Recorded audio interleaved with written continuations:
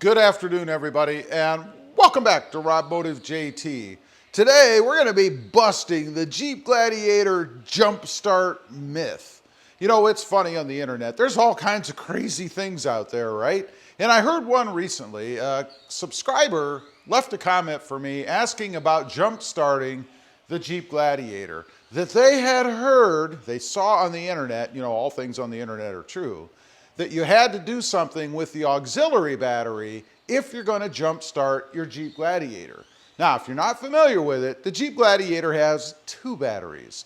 One up above, nice and convenient where you can see it, and one down below, right kind of underneath that battery in the wheel well area that you can't see, and it's a pain in the backside to get to. So I thought I'd run through, first of all, how you change, or charge rather, the battery in a Jeep Gladiator, how you jump start it.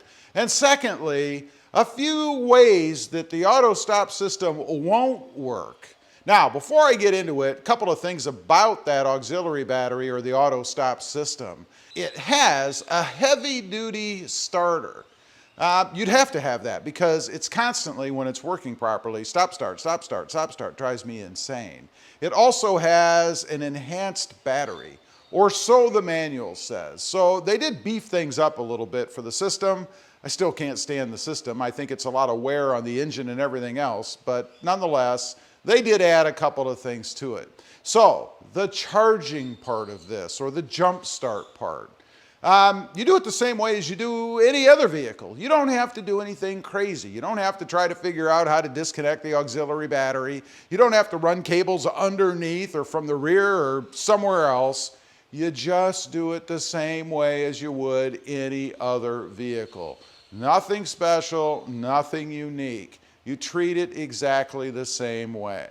Now, let's talk about instances where the auto stop or auto start, stop, whatever they call it, system does not work. And by the way, I'm getting my information from the manual.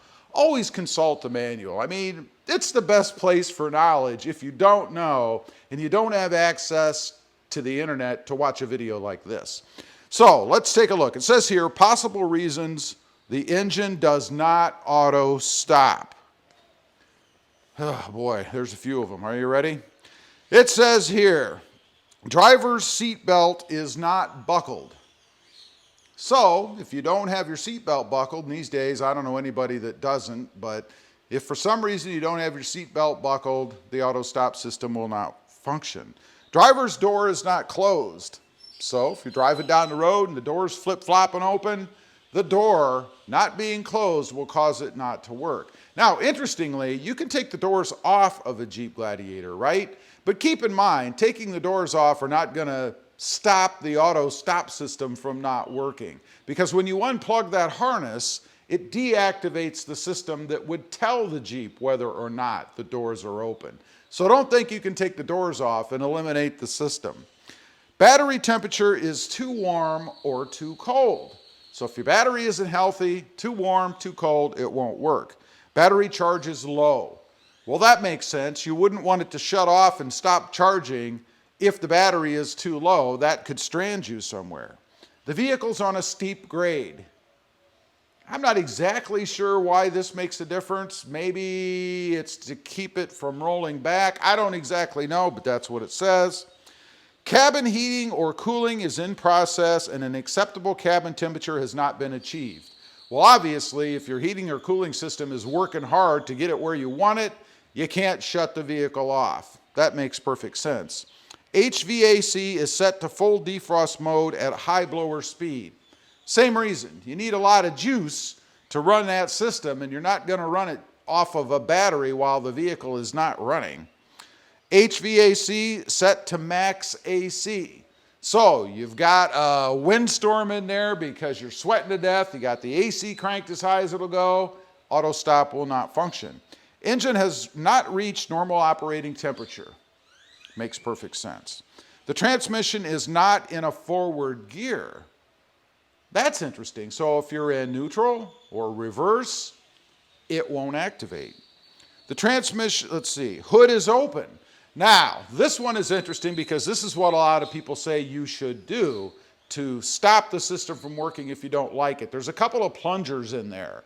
And if you sit one of those plungers aside or disconnect it, then the system will not work. The problem with that is that you get a message on your screen that you get to look at all the time that says hood is open or hood is ajar or whatever.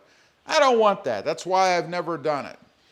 Next up, transfer case is in 4 low or neutral. Brake pedal is not pressed with sufficient pressure. And that's what really trips the system. When you pull up and stop somewhere, it's when you push that brake down, that's what kind of activates the auto stop system. And people have talked about this before, kind of feathering the brake to that point where it's not down far enough that the system engages, but far enough that it still holds the vehicle in place so that you don't roll. Accelerator pedal input. Well, if you start pushing on the gas, the vehicle has to start. The stop-start system is not going to work. Vehicle speed threshold not achieved from previous auto stop. That's interesting. So if you let your foot off the brake and you start to creep forward ever so slowly, like at a stoplight or stop sign or whatever, maybe on the freeway at bumper-to-bumper traffic, and you were in auto stop, but then you don't achieve a high enough speed to reactivate the system, it won't function. Steering angle beyond threshold. Kind of like the grade thing, I think. ACC is on and speed is set. Vehicle is at high altitude. So I guess if you live somewhere like, I don't know, Denver, Colorado, you're up in the mountains, something like that, the auto stop system will not function. System fault present. Well, obviously, if there's a problem, it's not going to work because there is a problem. Now, there is a caveat to this. It says it may be possible for the vehicle to be driven several times without the stop-start system going into stop-start ready state under more extreme conditions of the items listed above. So in other words, you may run into instances where there's an extended period of time where the auto stop system does not function.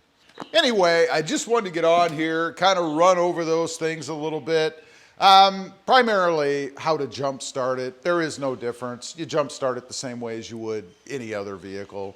And there are a few reasons why the auto stop system would not work. The problems I have with it is error messages, check engine lights, system malfunction problems, things like that that are not in that list. Those are things outside of the normal non-functioning auto stop system parameters. Anyway, leave a comment, let me know. What craziness have you heard out there on the web? I'd be curious to know. Also, real quick, I do have 2 additional channels. Mod Driven, all about the Honda Civic, and Rob Motive, all about the Toyota Tacoma. Check them out, and if you're interested, why not subscribe? And while you're at it, smash the subscribe button here too. Thanks for watching. Stay safe out there. Bye. Brought to you by ducks that don't quack.